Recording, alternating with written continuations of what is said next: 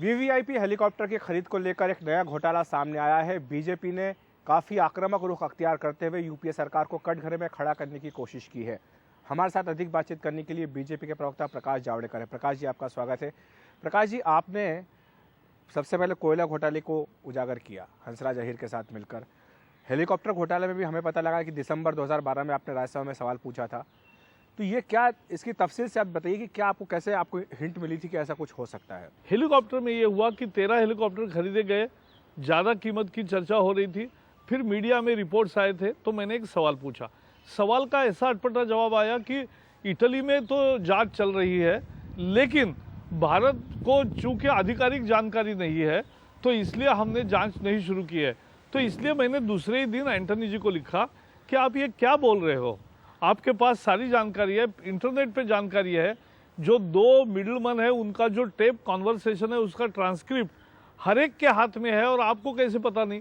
और सोर्स के आधार पे भी आप जांच कर सकते हो, तो जांच क्यों नहीं कर रहे हो? तो क्या कोई जवाब आया? तो जवाब ही नहीं उनका आया 2 महीने तक, जबकि उस कंपनी के मुखिया को इटली के सरकार ने पकड़ा। तब जाके इस सरकार को नींद खुली और उनको सीबीआई की इंक्वायरी की घोषणा करनी पड़ी। प्रकाश जी, ये बार बार बात आ रही है कि जो एनडीए के वक्त पर हेलीकॉप्टर की खरीद को लेकर टेक्निकल स्पेसिफिकेशंस थे उनको बदला गया।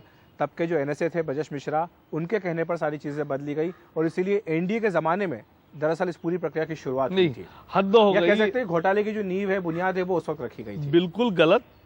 ये सरकार कांग्रेस की पैसा खाकर यही रणनीति करती है कि किसी भी तरह से एनडीए का नाम ले आओ। 2G का घोटाला हो, दूसरा कोल का घोटाला हो, बार बार एनडीए का नाम लाना, इसका कोई मतलब नहीं है। बात एकदम साफ है। ऑर्डर किसने दी भाई? पैसे किसने तय किए? पैसे किसने एडवांस में दे दिए? ये सब यूपीए ने किया।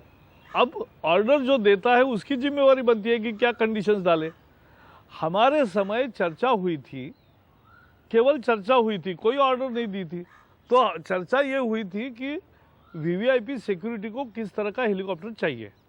अब उसमें 2-3 विकल्प आए कि भाई एक लंबा ऊंचाई पर जाने वाला चाहिए लेकिन वो प्रोटेक्शन नहीं दे सकता और उसकी अंदर की ऊंचाई कम है, तो सिक्योरिटी पर्सनल को अगर उसमें जाना है साथ में वीवीआईपी के साथ तो वो कैसे जाएंगे। और दूसरी स्थिति थी कि उसको नीचे अगर खतरे की बात हम कर रहे तो कोई गोलियां मारे तो वो जो हेलीकॉप्टर था जो ऊंचाई पर जा रहा था उसका इतना बोझ सहन करने की ताकत नहीं थी। ऐसी कोई एक टेक्निक की बात है, भाई कोई उसका विशेषज्ञ नहीं हो। लेकिन इसलिए उस समय ये तय किया गया ने एक सिफारिश की गई कि भाई बहुउपयोगी जो है और जो ज़्यादा प्रोटेक्शन देने वाला है उद्देश्य, क्योंकि पहले जो एक बार मिलिट्री से तैयार होता है फिर आता है उसमें एसपीजी जो स्पेशल प्रोटेक्शन ग्रुप है उनकी सलाह ही नहीं ली थी, तो उनकी सलाह लेना जरूर है। इतना ही उस समय चर्चा